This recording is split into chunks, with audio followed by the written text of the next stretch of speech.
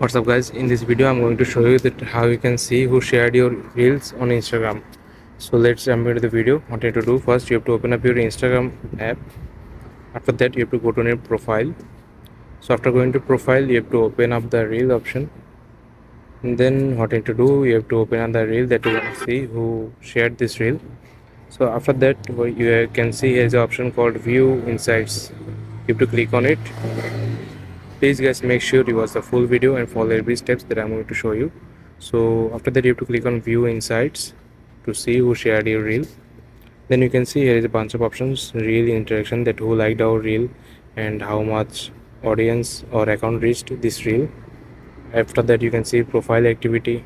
Then you can see initial plays, how many times the reel replays, 46, the watch time your reel just have, and the average watch time, just like this, like, comment, shared, saved.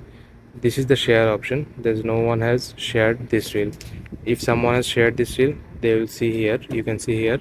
And just for now Instagram doesn't have this feature that you can see how you can see who shared your reel individually. So I hope Instagram will add this soon in the next update. And this is it guys, I hope you find this video helpful. Please leave a like on this video and subscribe my channel for more video like this. Peace.